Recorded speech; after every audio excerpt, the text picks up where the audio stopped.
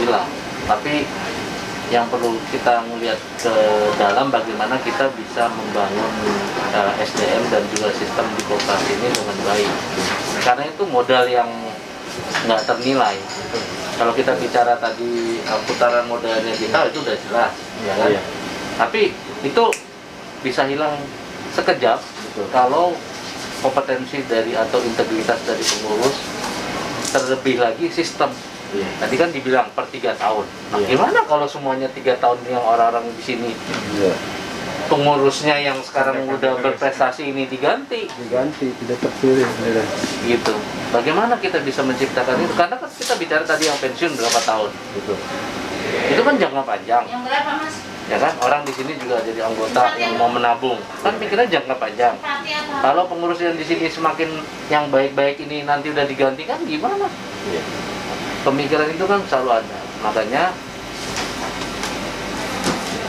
jangan ragu lah. Saya punya visi ke depan untuk koperasi itu besar, tapi tantangan kita adalah mengembangkan organisasi kita sendiri. Sama sebenarnya kalau dengan perusahaan.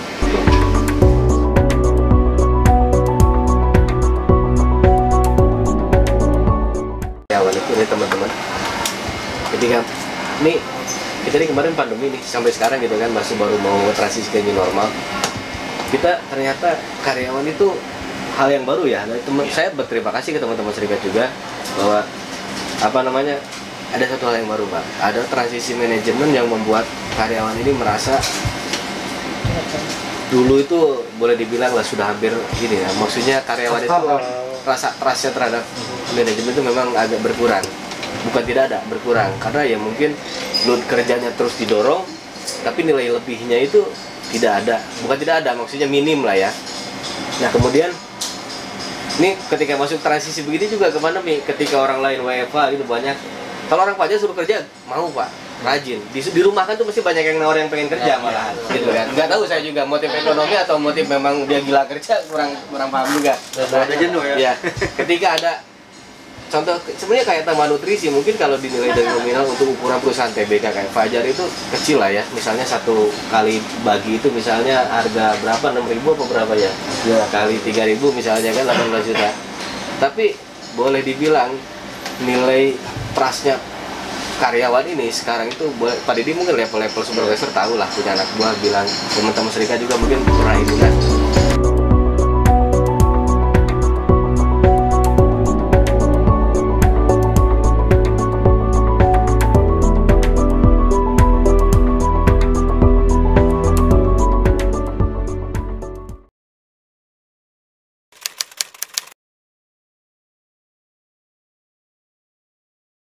Menurut saya kerjasama antara koperasi dan juga dengan manajemen PT Fajar ini harus ditingkatkan supaya koperasi sendiri bisa menjadi organisasi yang mandiri, yang berkontribusi kepada karyawan dan juga kepada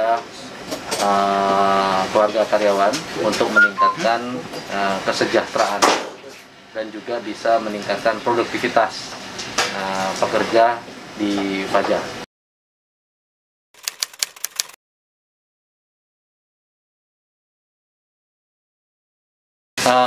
Dukungan yang kita akan berikan kepada koperasi adalah tentunya media untuk koperasi untuk dapat beroperasi dengan baik, dan juga agar informasi terkait dengan perkembangan koperasi dapat diperoleh oleh karyawan kita sehingga mereka punya informasi yang akurat dan benar mengenai pertumbuhan dari koperasi kita. Terlebih juga peluang-peluang dari kerjasama yang ke depan, tentunya ini juga akan melihat dari kesiapan koperasi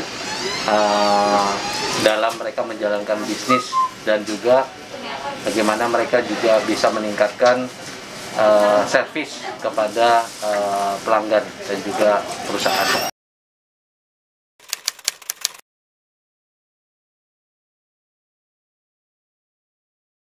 Harapan kami tentunya koperasi bisa menjadi mitra perusahaan untuk meningkatkan kesejahteraan karyawannya, dan juga ke depan juga koperasi bisa menjadi koperasi kebanggaan dari PT Fajar Surya Wisesa dan menjadi kebanggaan kita semua karena kontribusi dan juga pelayanannya semakin lama semakin baik dan semakin terpercaya.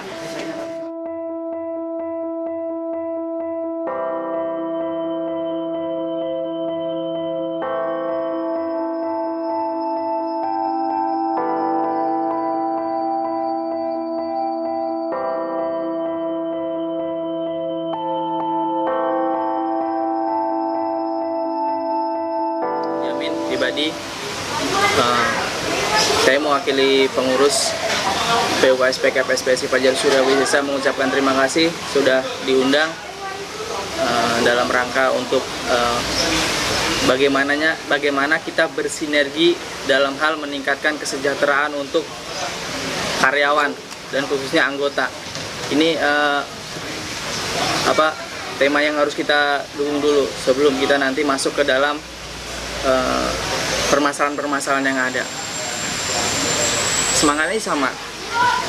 Kita ingin, awalnya saya berpikiran bahwa kita nggak selamanya ada di kepengurusan, entah itu kepengurusan koperasi ataupun di kepengurusan PUK. Kita ada batas waktu, kita ada masa periodenya. Nah, dalam pemikiran saya adalah apa yang bisa saya lakukan untuk anggota, untuk mensejahterakan anggota. Dan terus setelah saya simpulkan, kita ada permasalahan yang sama.